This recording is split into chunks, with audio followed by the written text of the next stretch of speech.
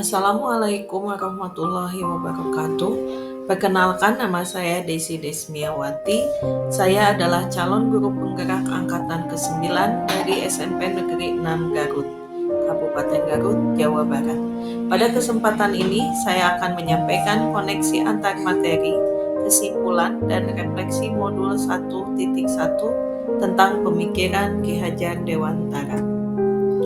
Raden Mas Suryadi Suryadiningrat atau dikenal Ki Hajar Dewantara lahir di Yogyakarta 2 Mei 1889. Beliau adalah salah satu tokoh penting dalam dunia pendidikan Indonesia. Pendidikan zaman kolonial menjadi langkah perjalanan pendidikan Indonesia sebelum kemerdekaan. Menurut Ki Hajar Dewantara, pendidikan adalah tempat persemaian benih-benih kebudayaan dalam masyarakat. Ki Hajar Dewantara memiliki keyakinan bahwa untuk menciptakan manusia yang beradab, maka pendidikan menjadi salah satu kunci utama untuk mencapainya. Pendidikan juga menjadi ruang berlatih bertumbuhnya nilai-nilai kemanusiaan yang dapat diteruskan atau diwariskan. Dasar-dasar pemikiran Ki Hajar Dewantara. Yang pertama, pendidikan sebagai tuntunan dalam konteks sosial budaya menuntut diwujudkan keteladanan guru dalam proses pendidikan, baik keteladanan sikap, karakter, atau perilaku. Karena anak belajar dari apa yang mereka lihat dan rasakan. Menuntun juga berarti mendidik dan mengajar anak sesuai potensi minat dan bakatnya.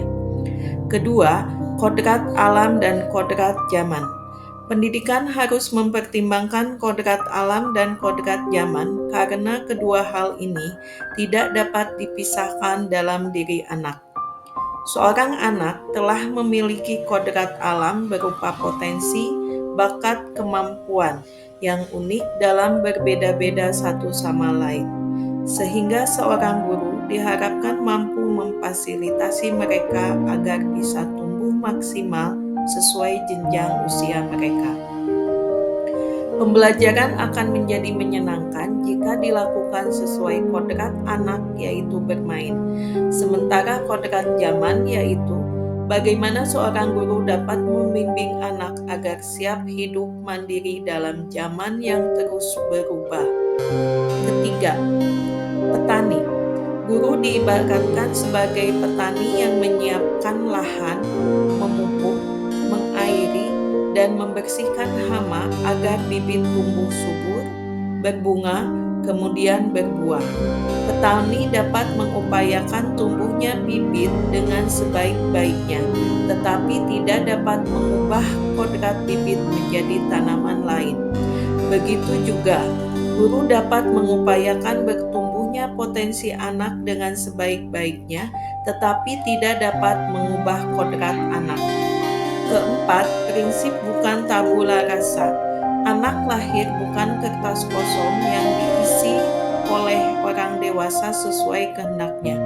Anak sudah membawa garis-garis dan coretan masing-masing. Tugas guru adalah menebalkan garis yang baik dan membiarkan garis yang tidak baik agar tidak terlihat. Guru menuntun agar anak menampakkan potensinya menjadi nyata sekaligus meminimalisir sifat dan tabiat buruknya. Kelima, budi pekerti. Pendidikan itu adalah benih-benih kebudayaan yang mengantarkan murid pada budi pekerti, olah cipta, olah rasa, dan olah karsa, juga olah raga. Berdasarkan uraian di atas, dapat disimpulkan bahwa anak harus dipandang dengan rasa hormat dan harus dijadikan pusat pembelajaran. Guru dan murid memiliki kedudukan sejajar dalam dunia pendidikan. Anak adalah hal yang paling bernilai dan guru harus menerima bermacam-macam karakter murid sesuai kodrat dan fitrahnya. Guru diibaratkan petani harus mampu memfasilitasi tumbuh kembang keanekaragaman tersebut melalui penciptaan ekosistem belajar yang menyenangkan yang selalu dibingkai dengan nilai-nilai luhur Pancasila. Selanjutnya, refleksi berdasarkan soal nomor 3, pertanyaan pemantik. Apa yang dapat Anda percayai tentang murid dan pembelajaran di kelas sebelum mempelajari modul 1.1? Yang pertama, kurang menuntun, artinya tidak menuntun siswa untuk dapat berkembang sesuai dengan karakteristiknya, minat dan potensinya. Yang kedua, kurang memahami karakter siswa sehingga terkadang kita ingin memperoleh hasil belajar siswa sama dan memperlakukan metode pembelajaran sama tanpa melihat gaya belajar, minat, dan bakatnya. Yang ketiga, saya selalu mementingkan ketuntasan belajar dengan harapan mereka bisa mendapatkan hasil belajar yang bagus dan bisa menjawab soal-soal sumatif dan formatif sesuai kriteria ketuntasan minimal. Yang keempat, pembelajaran hanya transfer pengetahuan saja, sehingga murid hanya duduk diam dan kita sebagai pusat pembelajaran atau teacher-centered knowledge. Kelima, pembelajaran pada konsep ini memberikan hukuman kepada siswa yang tidak mengerjakan tugas-tugas yang saya berikan. Yang keenam, saya tidak pernah membuat kesepakatan kelas dalam mengawali pembelajaran.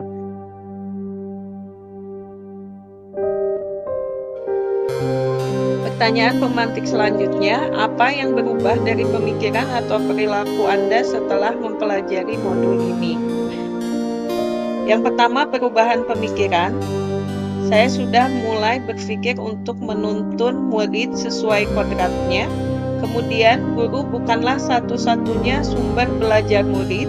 Setiap murid memiliki karakteristik unik dan beragam. Ketercapaian belajar tiap murid berbeda.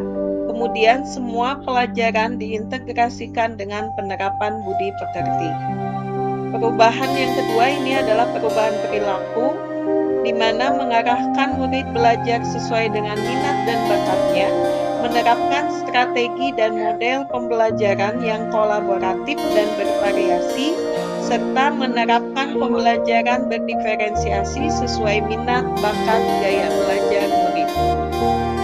Kemudian, hal yang akan segera Anda lakukan lebih baik agar kelas Anda mencerminkan pemikiran Ki Hajar Dewantara. Hal yang pertama kali yang saya lakukan adalah berliterasi. Ibaratnya seorang petani, maka saya harus berliterasi tentang bagaimana teknik mengolah dan bertanam yang baik supaya mendapatkan tanaman berkualitas melalui pendidikan guru penggerak ini.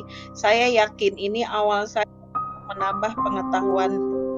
Kemudian selanjutnya ini membuat kesepakatan kelas yang akan saya lakukan di awal pembelajaran. Kemudian merancang dan menerapkan pembelajaran yang berdiferensiasi, aktif, kolaboratif, variatif, dan kreatif. Kemudian saya juga ingin menjadi guru yang menuntun, memperhatikan kodrat anak-anak, mengutamakan budi pekerti, dan menginspirasi.